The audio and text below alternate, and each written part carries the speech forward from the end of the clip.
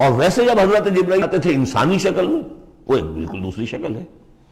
وہ تو یہ کہ حضرت داہیہ کلبی جو ہیں رضی اللہ تعالیٰ عنہ، وہ بہت حسین صحابہ میں سے بہت صحیح حسین انسان تھے، ان کی شکل میں بالعموم ان کی صورت میں حضرت جبرائیل آتے تھے، لیکن وہ وحی نہیں شمار ہوتی۔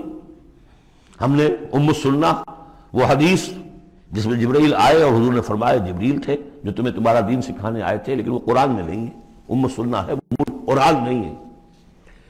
البتہ یہ کہ حضرت جبرائیل کو ان کی اصل ملک کی شکل میں حضور نے اپنی ان آنکھوں سے 2 مرتبہ دیکھا ہے۔ ایک مرتبہ بالکل آغاز میں، جبکہ حضرت جبرائیل جو ہیں ایسے ظاہر ہوئے، حضور اتر رہے تھے غار حرا سے، جبل نور سے، تو آپ کو آواز آئی یا محمد۔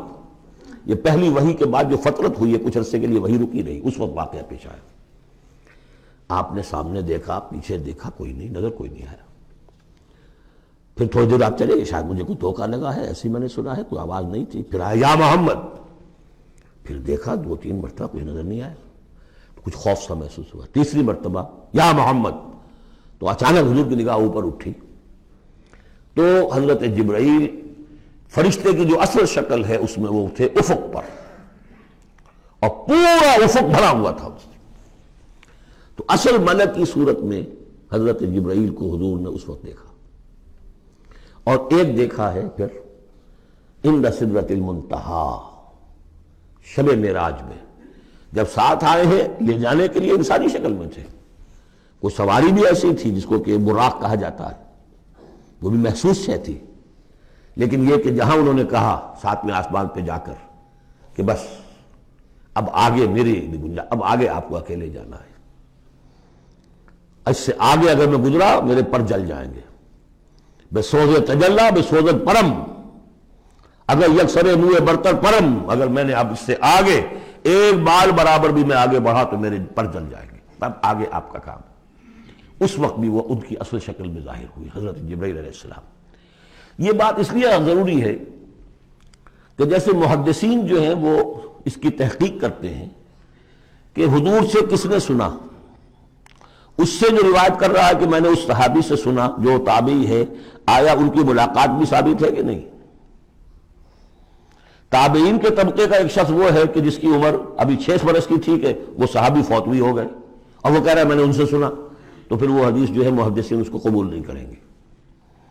وہ دیکھتے ہیں کہ لنک جو ہے مضبوط ہونا چاہیے، روایت ہے نا عن فلاں عن فلاں عن فلاں، حضور سے فلاں صحابی نے سنا، اس نے سنا، اس تابعی نے سنا، یہ لنک جو ہے یہ ملاقات ثابت ہونی چاہیے۔ تو چونکہ جو حدیث اللہ ہے، یہ قرآن کیا ہے؟ حدیث اللہ، یہ حدیث ہے، احسن الحدیث اللہ الذی انزل احسن الحدیث کتابا متشابہا مثانیہ، یہ ہم پڑھ چکے ہیں سورہ زمر میں۔ اس حدیث کا یہ حدیث اللہ سے کس نے سنا؟ جبرائیل نے۔ جبرائیل سے کس نے سنا؟ محمد نے۔ تو ان کی ملاقات ثابت ہے۔ اصل ملکی شکل میں حضرت جبرائیل کا دیکھا جانا اس اعتبار سے بہت اہم ہے، اس لنک کو اسٹیبلش کرنے کے لیے اس کو یہاں پہ بیان کیا جا رہا ہے۔ ما ضل صاحبکم وما غوا، تمہارے یہ ساتھی ہے لوگوں، یہ محمد نہ بہکے ہیں اور نہ بے راہ ہوئے ہیں، نہ بھٹکے ہیں۔ وما ينطق عن الهوى، اور یہ جو کچھ کہہ رہے ہیں اپنے جی سے نہیں کہہ رہے، خواہش نفس سے نہیں کہہ رہے۔ ان هو الا وحی یوحی، نہیں ہے یہ مگر وحی جو ان کی طرف کی جا رہی ہے۔ علمہ شدید القوی، انہیں تعلیم دی ہے، سکھایا ہے اس نے جو بہت طاقتور والا ہے۔ یہاں حضرت جبرائیل ہیں جو مراد ہیں۔ علمہ شدید القوی، یہ قرآن کس نے سکھایا محمد کو؟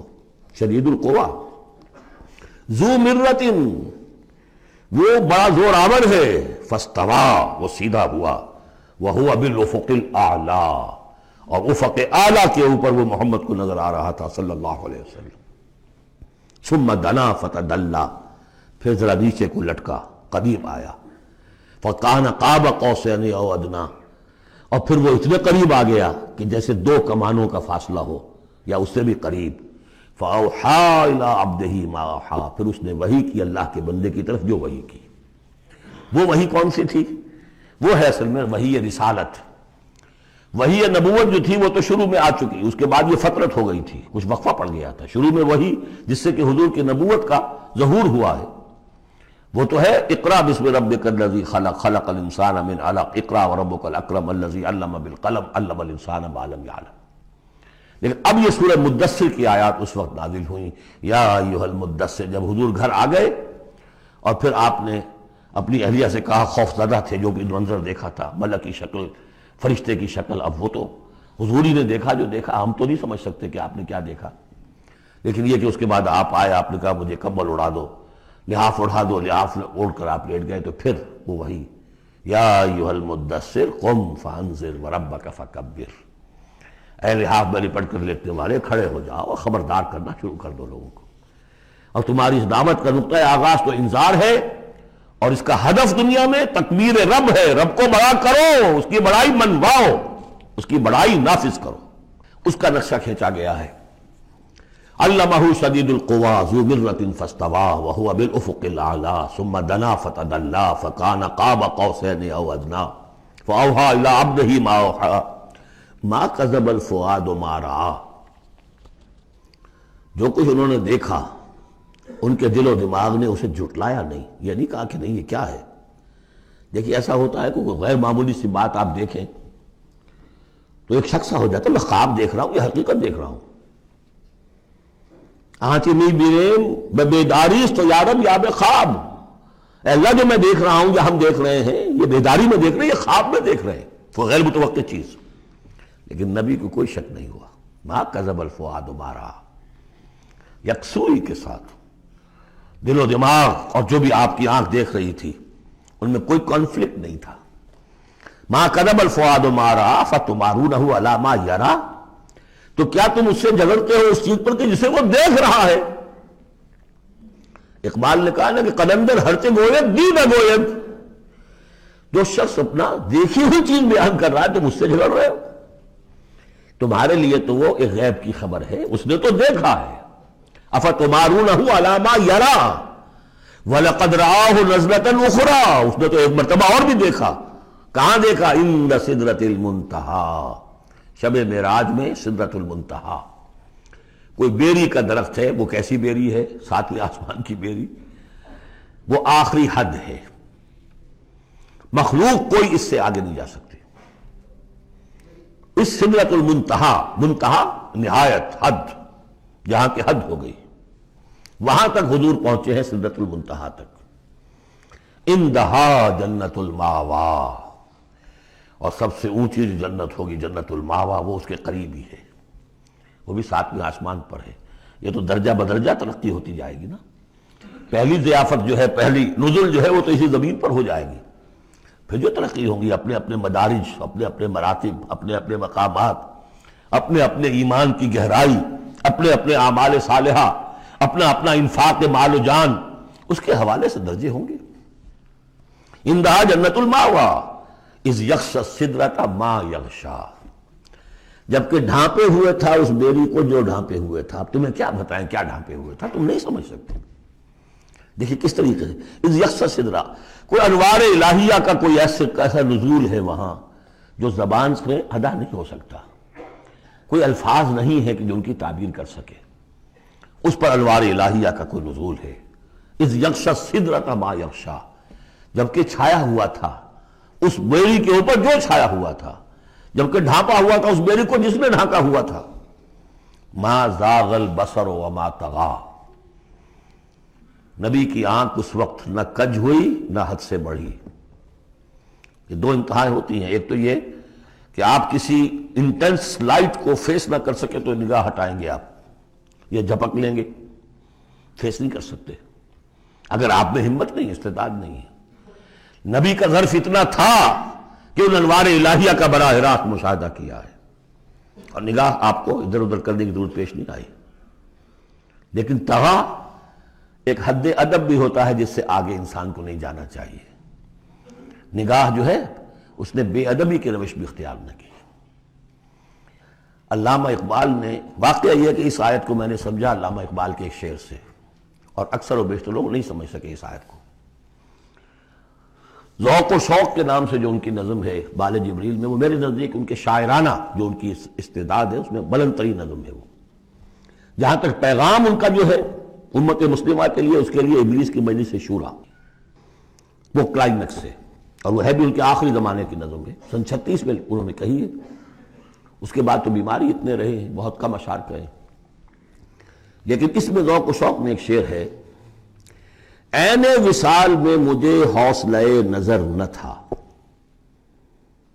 عین وصال میں مجھے حوصلہ نظر نہ تھا، گرچہ بہانہ جو رہی میری نگاہ بے ادب، میری نگاہ بے ادب بہانہ تلاش کرتی رہی کہ میں مشاہدہ براہ راست کروں، حالانکہ عین وصال ہے اس وقت، لیکن یہ کہ میرے اندر حوصلہ نہ تھا کہ میں حسن کا براہ راست مشاہدہ کر سکوں۔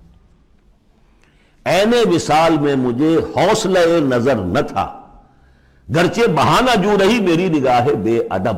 یہاں ان دونوں چیزوں کے برعکس بات ہے جو اقبال اپنے بارے میں کہہ رہا ہے۔ میں تو بے ادب بھی ہوں، اور میں تو چاہتا تھا کسی طریقے سے حد ادب سے تجاوز کر کے دیکھوں، لیکن میرے اندر تو حوصلہ نہیں تھا۔ محمد میں وہ حوصلہ تھا، دیکھا ہے، براہ راست دیکھا ہے، نگاہ جما کر دیکھا ہے، لیکن ایک حد سے تجاوز نہیں کیا، حد ادب کے اندر رہے۔ ما زاغ البصر وما طغى لقد رأى من آیات ربہ الکبریٰ، دیکھا انہوں نے اپنے رب کی عظیم ترین آیات کو۔ اب وہاں جا کر جو مشاہدہ ہوا ہے وہ تو اللہ کی عظیم ترین آیات کا ہے، اور اسی سے در حقیقت دلیل ہے ام المومنین حضرت عائشہ صدیقہ رضی اللہ تعالی عنہ اور حضرت عمر رضی اللہ تعالی عنہ کا جو قول ہے۔ شب معراج میں بھی حضور نے اللہ کو نہیں دیکھا، اللہ کی عظیم ترین آیات کو دیکھا ہے، جو تجلی تھی اس وقت اللہ کی۔ حضرت عائشہ صدیقہ کا کہنا تو یہ ہے کہ نور لا یرا، وہ نور ہے، دیکھے کیسے جا سکتا ہے۔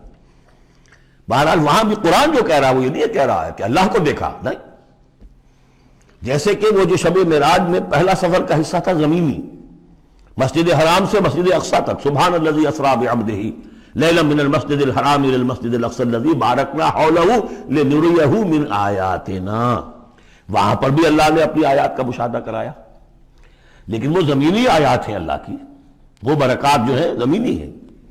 یہ تجلی جو ہو رہی ہے یہ ہو رہی ہے اس سدرۃ المنتہا پر، آخری حد ہے، مخلوق کی آخری حد ہے، اس سے آگے کہیے حرم ہے، حریم ذات ہے اللہ کی، جس میں کسی غیر کا کوئی دخل ممکن نہیں۔